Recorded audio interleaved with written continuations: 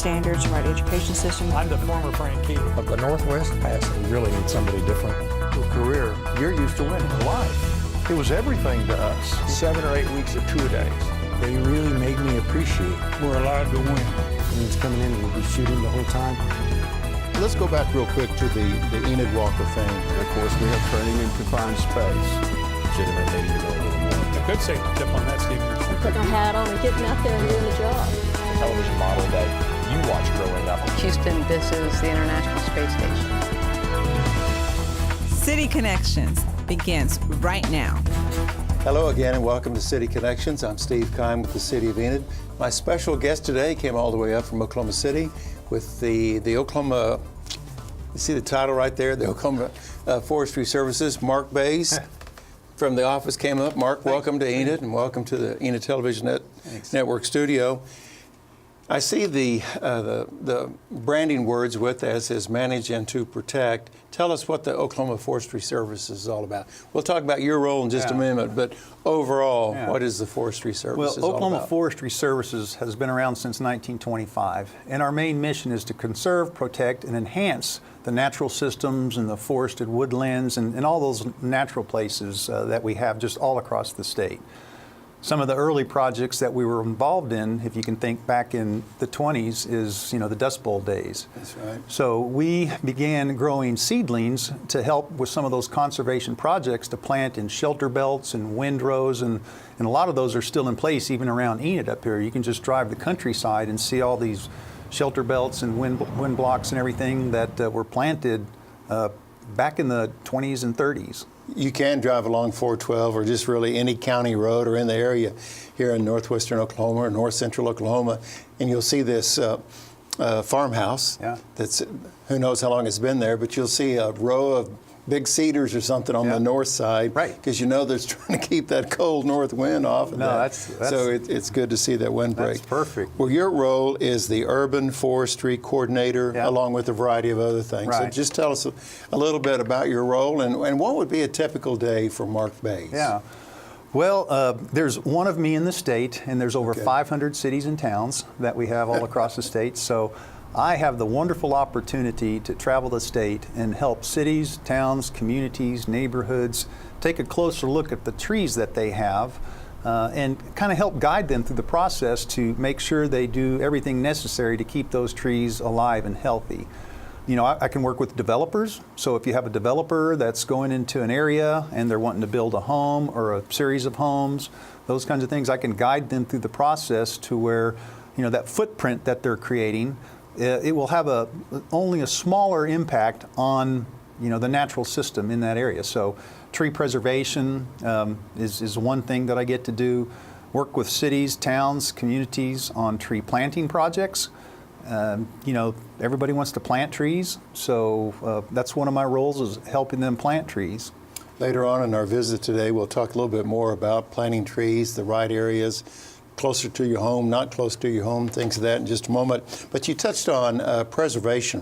What do you mean by that? I mean, preserving trees that's been here since the land run, or a tree that's been here for 20 years? What do you mean by this preservation effort? Well, when you say preservation and you talk to a developer, sometimes that's a scary thing, But what we mean by that is, it's quite possible, that trees around our cities and towns, as our population grows into these woodland areas, some of those trees could have been around for a long time. And if the trees are healthy and if they're of suitable species, and if the developers are interested in doing some preserving of that natural system that we have in our state, even before the land run and everything, that's what we get to do. We get to help them, preserve that natural system, some of those native lands that we've had in our forested areas for thousands of years. It's been evolving. I don't know my trees per se. I know what a pecan tree looks like, but there's been different areas of Oklahoma where I've been close to a ravine or a river or a creek area, and it may have been dried up now, but you could tell that it was a river or a stream at one time. And you'll see this, to me, it's an oak tree that was there at the land run because it is massive today. So my question is, if it's 100 years old and it was by a creek at one time, how did that oak tree get there? Somebody had to plant it, I guess, so how in the world because as you look all the way around for miles, you don't see any other oak trees but this massive tree. Yeah, so it would take two of us with our arms going around us, so you know that thing's been here a long time. Two parts of that. One, the biggest, baddest, meanest tree in the forest may not necessarily be the oldest. Okay. Because there's a person by the name of, we were talking about Dr. David Staley earlier, and he's done some extensive research throughout the whole cross timbers forest area. I keep referring to the cross timbers. That's the largest forest cover type that we have, and Enid's kind of close to that. When we think about total forested land in Oklahoma, about 28% of Oklahoma has forest cover on it, and that's, a figure that not a lot of people believe or understand. But he's done some studies, and he's found that you could be standing right next to a tree that might be 20 feet tall, and it could be 400 years old. He has found some post oaks that are that old, that small. Now, there's a few different things that kind of allows our ecosystems to evolve.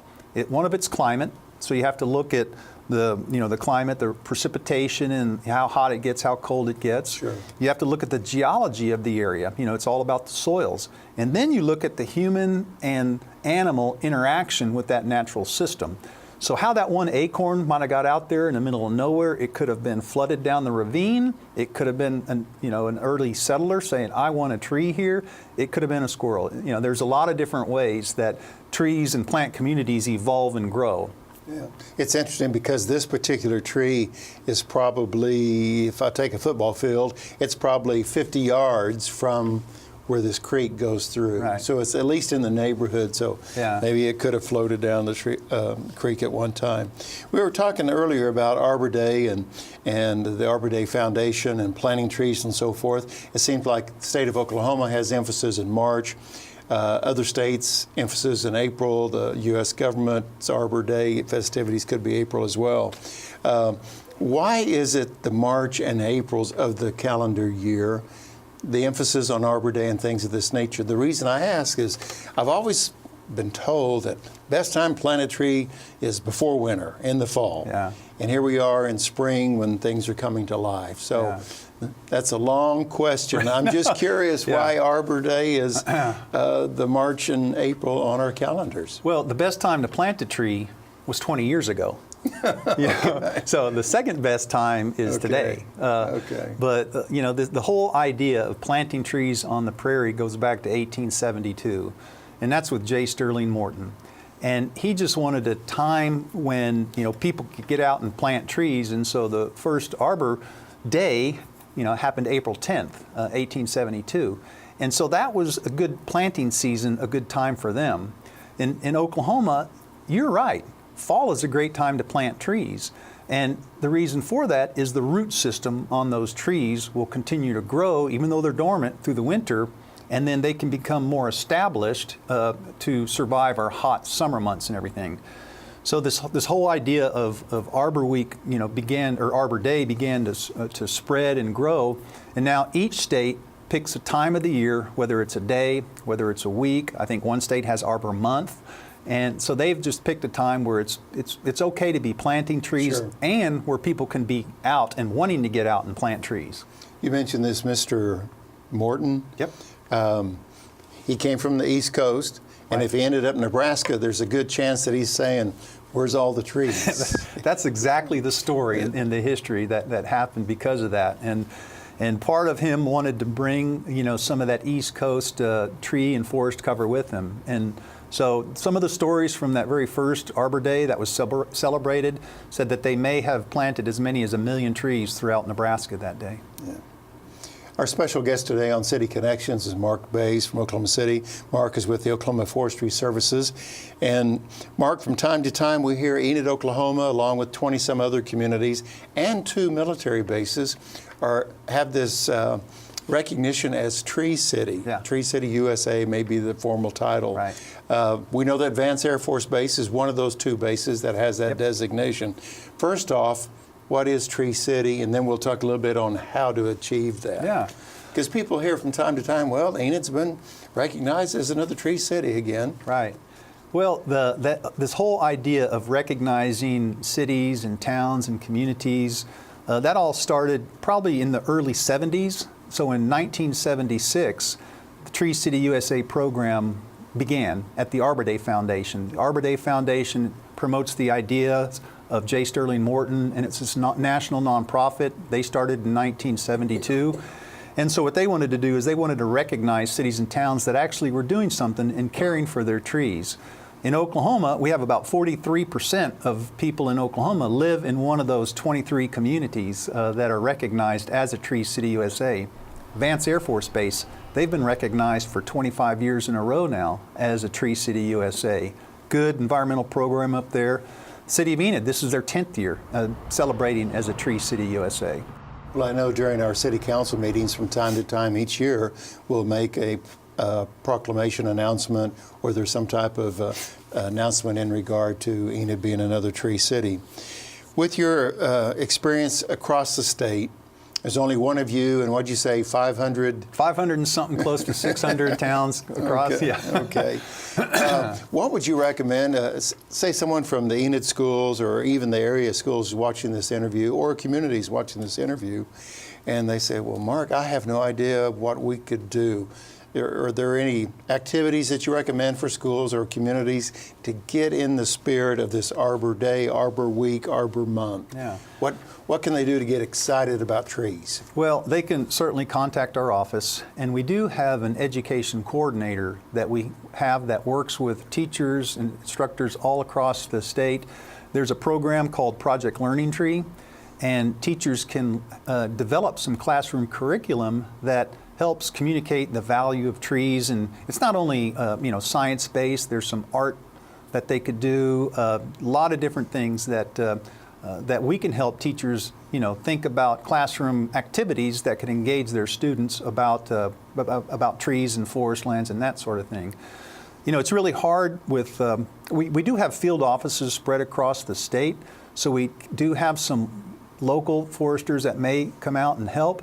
If a teacher from anywhere just wanted to have an idea, hey, I want to plant a tree, where do I go? They can contact us on our website, and then we can begin helping them choose the best possible tree for that particular location. And then any sort of other activities they might want to do, then we could come out and actually put on some programs for that school. We're going down to Duncan here next week to do school programs. So there's a lot of different opportunities if they reach out to us. Mark, there may be somebody listening to the program, not necessarily watching. They may be in the kitchen listening to this interview. Can you tell us the name of the website and the phone number of your office where because they'll hear the phone. That. Hear they may not be watching you, but well, it's pretty easy. All you have to just search for Oklahoma Forestry Services. Okay. But our website is www.forestry.ok.gov, and our phone number is 405-522-6158, and that's the main number that comes into our the main office down in Oklahoma City. And we'll share that number later on in our interview with Mark Bays, the Oklahoma Forestry Services. Well, before we take a short break, I learned something here recently. Mark, I know about oaks, I know about pecan trees, and maybe a few more others, but I've learned that the Kentucky coffee tree is a tree that maybe people can consider here in the drier area of Oklahoma. Yeah. Kentucky coffee tree. Right. Well, describe what it looks like. I've seen pictures of it, but describe our viewers what it's all about. You can use the beans as a coffee substitute, but you need to grind them up, you need to bake them and all that, and it doesn't have caffeine. So if you love caffeine, well, don't do that.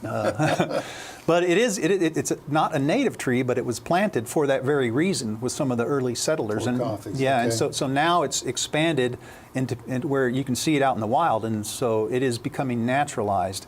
It's just a tree that does really well in hot, dry climates. The city of Frederick, actually, way down in the southwest part of the state, they planted them along their streets. And so it is a tree that is adapted to our hotter, drier summers that we have.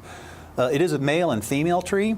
The female trees are the ones that are in the wintertime that you can see, and they have those really large-looking bean-shaped things in it, and that's where the actual beans are on the inside of that pod, and that's if you wanted to grind them. And there's all sorts of ways that you can figure out how to do that. But so it's a male and female tree. I love it because of those winter pods actually have some really unique characteristics. Some people don't like the pods because they're big and they fall, and you might slip on them or something. So there are male and female Kentucky coffee trees. So make sure you get the male. Is that Well, and, if you don't like the fruit, then yeah. And there are male cultivars available in the nursery industry. Let me ask you, what would be considered the best shade trees for our Oklahoma climate? And let's stay up here in the Enid area, if you will. Somebody says, I need to shade the west side of my house. Right. So what would be the recommendations? Well, that's a tough question because it's all about matching the tree to the soil type and actually the location of that. And you hear a lot of discussions about, okay, we got to use natives, we got to use non-natives. Well, in city and towns, like around Enid even, where you may have a home built on natural soils, and what happens? Well, they excavate all that soil out, all the soil's gone, and so if I was to recommend a native tree for you where there's no native soil there, then that could present a problem. So it's all about choosing the right tree for the location. There are some hardy trees. If you just travel around this city of Enid, you can see sycamore. There's a lot of sycamores around town. And sycamore is a tree that you mainly think is in a low-lying area along creeks. Well, there's some big sycamores in Enid. There's bald cypress. That's another water-loving tree that you wouldn't expect would do well in a hot, dry climate. But it is one that we're seeing do quite well in Enid because the theory is the tree has evolved in swamps, and so it doesn't necessarily need a lot of oxygen in the soil to grow. And so they seem to do well in compacted soils. There's oaks. You mentioned oaks. Yeah, there's 26 different kinds of oaks native in Oklahoma. But up here, you could do a chinkapin oak is a good native that you might be able to find. Shoemart oak is another large tree that you could probably find and might do well. Sawtooth oak is another large oak that we have, and we are in Oklahoma, right? So that's why it's okay to talk about oak trees. It's okay to think about oak trees in Oklahoma. But there's a number of non-native trees too that do well. Like one that we see a lot is called a Chinese pistache, and that's a tree that's very tolerable of our tough conditions. Some people are suggesting that the little tiny berries that are on a Chinese pistache may be moving out in natural areas, and since it's not a native tree, it could be considered somewhat invasive. We're not yet there here in Oklahoma, but a lacebark elm is another good tree. It doesn't tolerate ice as much, but that thing will grow out of a rock. Another tree that has a terrible name, but it is native in south part of the state, is Cedar Elm. Cedar Elm. That's some people don't like cedars and some people don't like elms, and what a terrible name. But that is just a tough, durable tree. It is native, and I think it should be planted more. It's interesting that your conversation, you talked about the soil composition, the importance of that, because I think sometimes we look at a tree and we look at a spot in the yard and said, okay, I've got X amount of room, a big tall oak in 25 years would look good there, but no consideration to the soil at all. Right. I remember talking a year or so ago to a master gardener, and I was speaking with the individual and said, I've got a lot of clay soil in my yard, and I have the toughest time to get any Bermuda to do anything, even though when it's in the sun. I said, what to do? What should I do? And he said, move.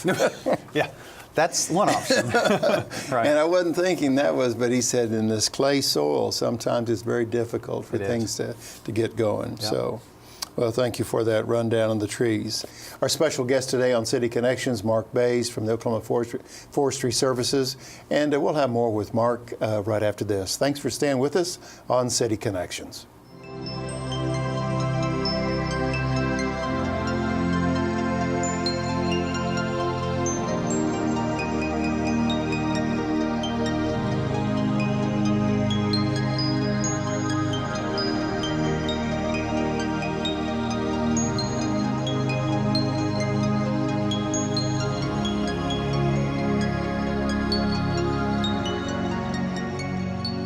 Welcome back to City Connections. Our topic today is all about trees here in north central, northwest Oklahoma. My special guest that has all that expertise is Mark Bays from the Oklahoma Forestry Services. Mark, what are some interesting facts about the benefit of trees? When I think of a big oak tree, I think of, August heat, nice shade tree sometimes and a cool breeze under that tree. But what are some benefits of trees that maybe we've overlooked? Yeah, I mean, it's nice to be drinking that beverage of choice underneath the biggest shade tree. And some of the early pioneers would have their celebrations under the large canopy of trees just because there was no air conditioning and that sort of thing. No carports. No nothing. awnings. Yeah, so, we all know, if we like to breathe, we all hear about air quality. Trees certainly help with that. You know about the roots hold the soil in place around our, streams, and so a lot of those environmental benefits, we know that they have. But there's a lot of studies now that are coming out and just finding out about the human health benefits that trees provide. They are actually starting to prescribe for depression, for high blood pressure. Why don't you just go sit in the forest? It's called forest bathing, and so they're finding out that there's a lot of human health benefits simply by being around trees. There's hospital studies that have shown that if patients can actually view nature or go out into a little park or a little open space area, they recover quicker with less medication. Trees actually reduce crime. Can you believe that? There are some studies in some inner cities. I'm anxious for the answer on this one. Yeah, right. Well, you hear about some. Well, you can't have that tree there because the bad person's going to hide behind it. So you have to be, selective of the trees you plant. But if you have open space in park areas, some studies were done in the Chicago area, inner city housing projects where you have, the land where people have open space, where they have parks where people can come out and meet their neighbors. And if there's not that open space to get out and meet your neighbors, well, there's less crime that goes on in those areas where there's open space and parks. Interesting. Yeah, and so utility benefits, mentioned energy savings, that's something big that they have. Real estate values, the same tree or the same house with well-landscaped areas, higher value in that. So now we're losing a lot of ash trees throughout some of our cities and towns, and they're finding out that just simply the loss of those ash trees, they're seeing a lot of respiratory diseases in these same areas now because the leaves, just think about it, it blows, wind, and those leaves collect the dust, and so they, the dust comes out of the air, and then it gets washed away in the rain. In preparation for our visit today, I was doing a little bit of research in regard to the benefits of trees, and depending on the different article that I would read, but it mentioned anywhere from 10 to 20% about landscaping and trees, and you touched on that, adding to the property value of your home versus nothing at all around the house versus having established trees and bushes as well. Mark, if somebody's watching the program and they may be a school teacher, administrator, or even just a student, and they're thinking, we need to plant a tree here at our school in honor of our principal or a school teacher, they may want to plant a tree at home. Should they contact you first, or what is the recommendation from the Oklahoma Forestry Services? Well, they can certainly give us a call, and we'll steer them in the right direction. Okay. We have some information available on our website that talks about proper planting. And the first thing I always suggest to people, if you're serious about planting a tree, you need to match the tree to the site that you're looking about planting. A great way to start with that, and it would be great for a classroom project to do a soil test in the area where you're wanting to plant that tree. So maybe the students can go out, they can work through their local county extension agent, then they could figure out just exactly what's there to help them get a better idea of the kind of tree that would go there. For a school classroom, there's a whole host of online products that are out there. There's this product, it's called iTree, little I tree. And that's a free service. So you can go on this website and you can dial in your home address, and through the wonderful world of Google imaging, kind of scary, but your home will come up or your school will come up. And then you'll have a whole list of trees that might be suitable for that planting. And you can actually put a tree around your home and figure out the best place to put it for energy savings. Then you can actually grow that tree. I said earlier, the best time to plant a tree was 20 years ago. The second best time is now.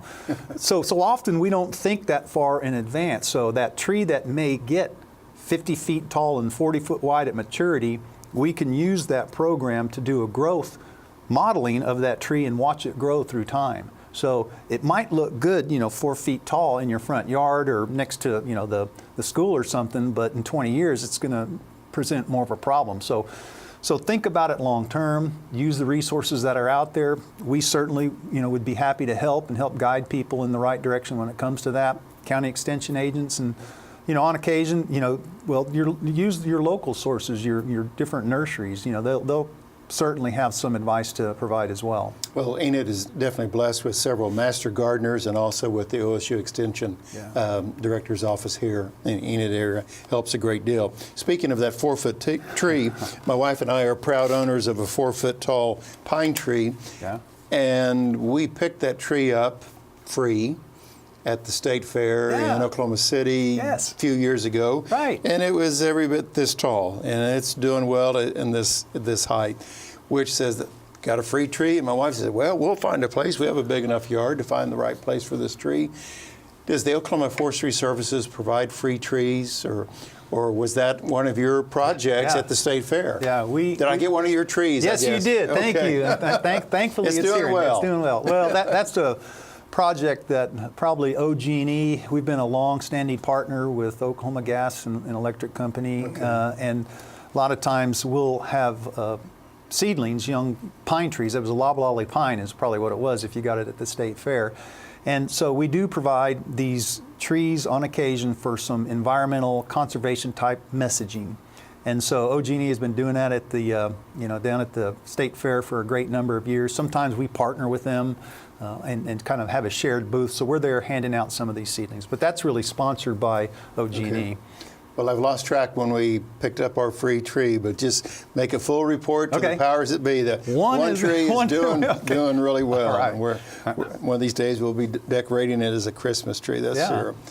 You mentioned the OSU University or Oklahoma State University, the extension agent, your office, things of this nature. If someone has moved to a new property, a new home, within the city or even in the country, and they don't have a clue what kind of trees are on their property, what is your recommendation? Can they still call you and say, Mark, can you have somebody come to our house because we got this monster tree on where we were thinking a swimming pool should go. Should we leave the tree alone or what? Because when people move in, especially in a community like Enid with the influence of Vance Air Force Base, a lot of new people coming to the area may not be familiar with those trees. So what's your recommendation there? Well, who would help them identify the tree? I guess? It's really difficult for us to get out and visit every single house. I mean, there's one of me and a bunch of places to go. 500 communities. But certainly, just taking a picture and sending us a picture of the tree, we can help, identify the tree in that way. So we can help people identify trees just simply by a picture. And a lot of times if that picture is taken in the middle of summer, we can get a good idea on the health and condition of the tree. If people have issues with their trees, a good source for them to go to would be the Oklahoma State Plant Disease Diagnostic Lab. It's in Stillwater. You can actually send pictures of your tree.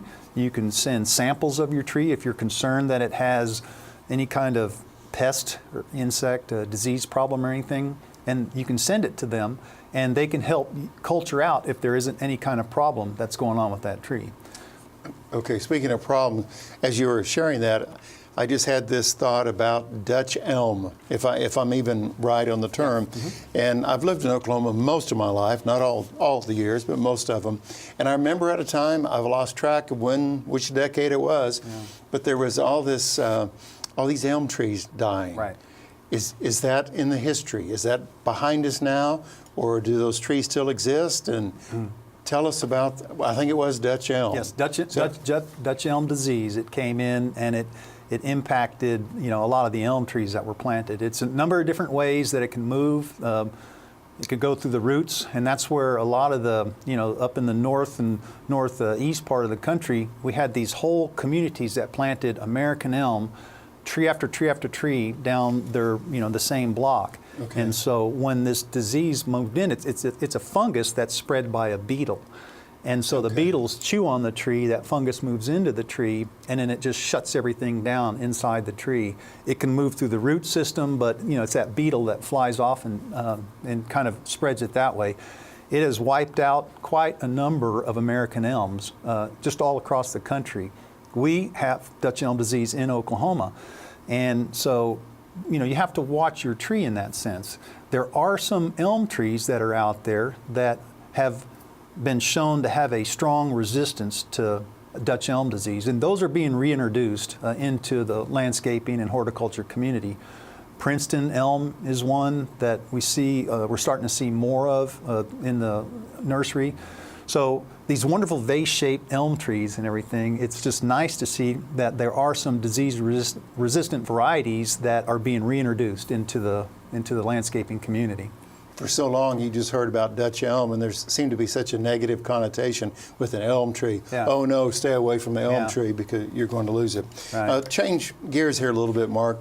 We've been talking about trees, but the question is, does Oklahoma Forestry Services have anything to do with bushes or anything for a person's home, or is it strictly trees? Well, we're the tree people. Okay. But we do have other. While I have you on the phone, will these crepe myrtles work, Mark? Well, there is some debate. Is crepe myrtle a tree or is it a bush? There's all different sizes. They get big. They get big, and there's some small ones. Yeah. And so our main focus are trees, but certainly some of the shrubs and vines and things like that we've come to know more of. At our regeneration center in Goldsby, we do provide some smaller woody plants to add to the shelter belts, because a great way for a shelter belt, you got to have the tall trees, the big trees, the smaller trees, on down to some of the shrubs and things like that. So we do provide some of that.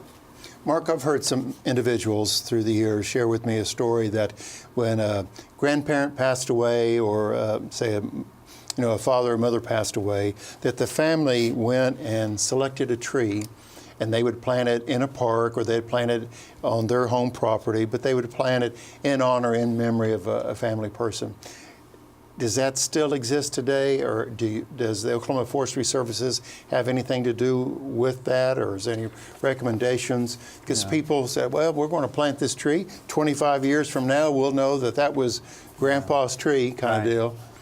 Well, with Oklahoma Forestry Services, we don't ourselves have a memorial-type tree planting program that we have available. The Arbor Day Foundation actually does. Okay. You can, through a donation of the Arbor Day Foundation, you can make a contribution that a tree will be planted in memory of whomever.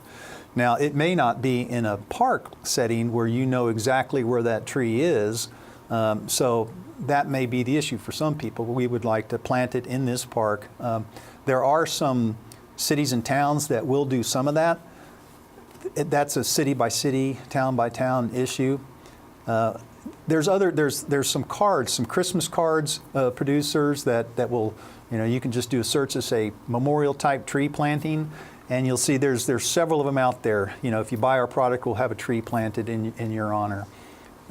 The Tree Bank Foundation of Oklahoma is a statewide nonprofit tree bank, and they help cities and towns get trees planted on public lands. On occasion, they will also be in a position where they could provide some of these memorial type trees. So we don't, but there are some places that people can go out and look to see about planting those memorial trees. I know a lot of times when we get contacted, we get that very same thing. Mark, can you please help us save this tree because we planted it at the birth of our child, and it seems to be going into decline. So people are very connected to their trees in that sense, and we do everything possible to, provide them the best advice to keep those trees alive and healthy for the longest time. Mark, this has been very enlightening today, and we appreciate you coming up from Oklahoma City to visit with us. Is there anything, we could go on and on, I'm sure, talking about trees in Oklahoma and things of this nature, but let me ask you, how did you get involved in trees? I mean, 7 years old and said, I want to have something to do with trees when I get older. There's got to be a connection somewhere. There is. Tell us that story, please. Well, it started probably a little before Boy Scouts. I lived in California for a short while. My father was 32 years in the Army, and we were moving all around. And so out in California as a young kid, we would go out into the black walnut orchards out there. Well, it was English walnut out there, but anyway. So we would climb the trees.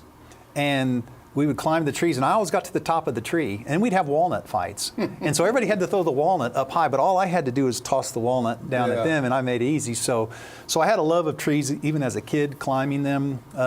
That furthered in Boy Scouts, and I always camping, and I don't know, I always asked the questions.